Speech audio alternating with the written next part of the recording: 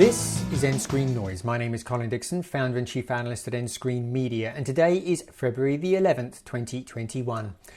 Tubi TV has been on a tear since AVOD took off in the US in 2018. Based on the company's reported data, it grew monthly active users 65% in the year preceding August 2020, and engagement is growing strongly too. I took the company's reported monthly streamed minutes and calculated a rough approximation to what the average monthly active user of Tubi TV was watching per day, and that grew 44% in the 10 months leading up to April 2020, finishing at about 13.5 minutes per day by my calculation.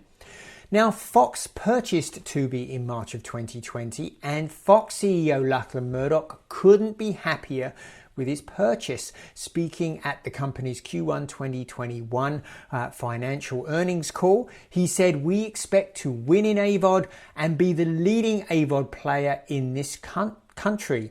He says he thinks Tubi will generate about $300 million in advertising revenue in 2021, and he thinks it can get to $1 billion within a few years. But I'm going to tell you, it is far from clear that this can happen. For Fox to be successful, it will have to overcome three key challenges to get to that $1 billion level. The first is, it's a very crowded space. There are so many services now in AVOD. For example, Tubi's major competitor is Pluto TV, and according to TiVo's video trends report for Q4 of 2020, these two services are in a dead heat. About 11% of consumers said that they were using each of those services in that report.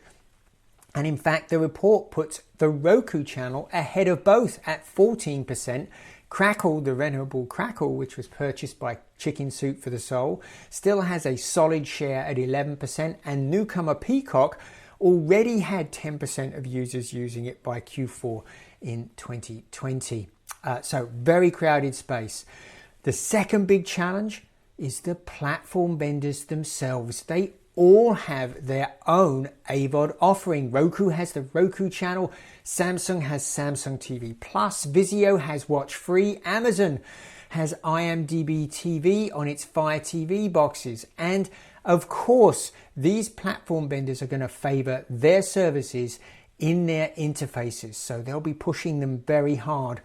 Now, it is true that many of those platform vendors are working with people like Tubi, Pluto TV and Xumo to populate that content, but they're all working to reduce their reliance on those platforms. For example, last year, Vizio did a deal with Endemol Shine to put Endemol Shine content in its interface. For example, there is now a channel for Deal No Deal on Vizio smart TVs. So that's a big challenge right there. But perhaps the biggest challenge of all is YouTube. eMarketer says that YouTube is the big dog in CTV advertising, in connected TV advertising. It said that in 2020, about $8.1 billion was spent on CTV advertising in the US, and 36% of it went to YouTube. By 2022, eMarketer expects that YouTube will have increased its share to 39% of the $14 billion it expects to be spent. Now, it is true that Tubi TV can reach 1 billion even if YouTube hits its target, but it will have to fight hard to get there, with partner opportunities decreasing as smart TV platforms begin to form their own channels, hardware competition increasing as they push their own AVOD services, and with NBCU's Xumo and CBS has Pluto TV, they'll be breathing down Tubi's neck. Success is anything but certain. So big challenges ahead for Fox if it wants to get Tubi to that $1 billion level. Now, if you like this analysis, perhaps your company would like to help support it. We at nScreenMedia have a patron program, and it will support the creation of content like this. Your company gets lots of benefits from that program. They can run banners on the site and in the newsletters. They can get private strategy briefings and plenty of other benefits in there too.